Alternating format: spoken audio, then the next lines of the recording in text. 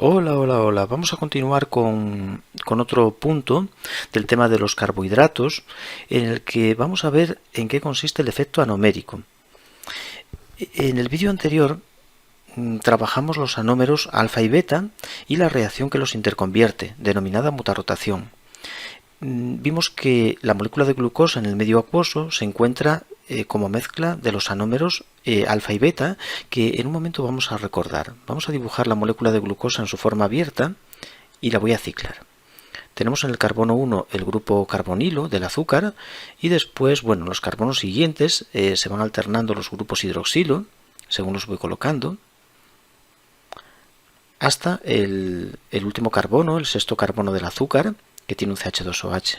La glucosa es una aldohexosa, un azúcar con 6 átomos de carbono. Aquí tenemos la de glucosa. Bien, entonces ahora vamos a pasar a ciclarla. Vamos a formar el hemiacetal, que se produce cuando el hidroxilo de la posición 5 ataca al carbonilo de la posición 1, formando un compuesto cíclico llamado hemiacetal. El equilibrio está muy desplazado hacia el hemiacetal, de manera que la proporción abierta es muy pequeña, en torno a un 0.003%. Lo demás está en forma ciclada. El enlace que se ha formado es este enlace que tengo aquí, entre el carbono 1 del azúcar y el oxígeno de la posición 5. Este carbono de aquí sería el 5, que tiene el oxígeno que ataca y cicla. En la posición 1 el oxígeno recibe la carga, quedando como O- y le vamos a pasar, le vamos a pasar este hidrógeno hacia el oxígeno, dando lugar a un OH. Este OH puede quedar situado hacia abajo, es decir, en posición en posición axial o en posición ecuatorial. Si lo colocamos en posición axial, hablamos del anómero alfa. Sin embargo, si colocamos ese grupo hidroxilo en posición ecuatorial, estamos ante el anómero beta. Anómero beta. Y en el medio vamos a encontrarnos con una proporción en torno a un 36%, creo recordar, del anómero alfa, frente a un 64% del beta, un poco menos, porque algo queda, como digo, de glucosa abierta. No cierra totalmente, los hemiacetales no tienen la suficiente estabilidad como para convertir todo el reactivo en los productos, sino que hay un equilibrio y queda un porcentaje abierto en torno a un 0,003%. Bien, los demás hidroxilos son fáciles de colocar. Los que van a la derecha los ponemos hacia abajo en la silla. El OH2 que va a la derecha lo ponemos hacia abajo. El OH de la posición 3 que va a la izquierda lo ponemos hacia arriba. El OH de la 4 lo ponemos hacia abajo.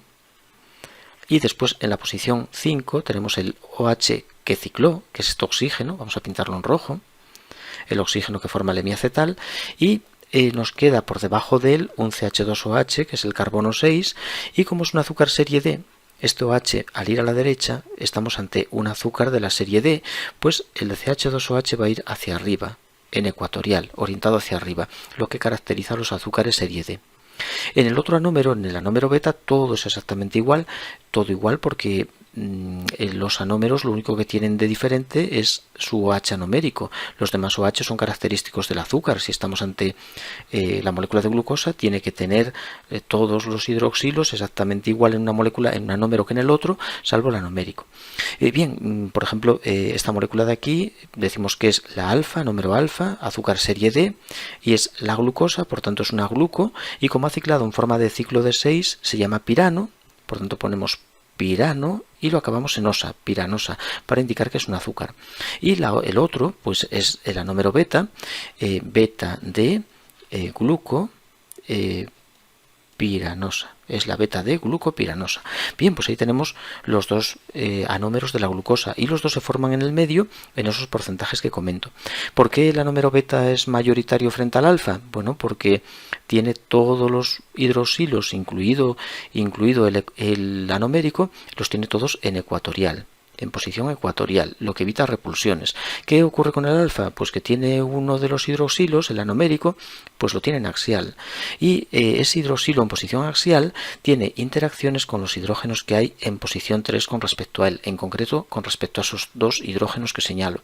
Ese OH axial se repele con ellos y por tanto tiende a es menos estable, esa repulsión provoca inestabilidad y hace que cuando la molécula cierra, pues genere en mayor cantidad el anómero beta, que deja todos sus hidroxilos ecuatoriales y por tanto presenta una estabilidad mayor. Sin embargo, estos porcentajes son demasiado optimistas para el anómero alfa. En vez de un 36%, esta interacción que comento debería hacer que el porcentaje sea mucho más bajo, un 5%, un 10%, pero no un 36%. ¿Cómo se explica que este anómero alfa tenga un porcentaje tan elevado en el medio? Bueno, pues ahí es donde entra en juego lo que se conoce como el efecto anomérico. ¿Qué es el efecto anomérico? Es una interacción que estabiliza el anómero alfa, porque para que tenga lugar debe estar el OH del carbono anomérico en axial, como lo podemos ver aquí. ¿Qué interacción es esa? Pues entre el par libre del heteroátomo, del oxígeno endocíclico, el orbital no enlazante, vamos a llamarlo N, y un orbital que es un sigma antienlazante del enlace carbono-oxígeno exocíclico. El enlace carbono-oxígeno exocíclico, un orbital sigma, queda paralelo con el par no enlazante del oxígeno endocíclico y se produce una interacción por hiperconjugación que cede carga hacia este orbital sigma asterisco y esa interacción estabiliza la forma axial de la molécula frente a la ecuatorial.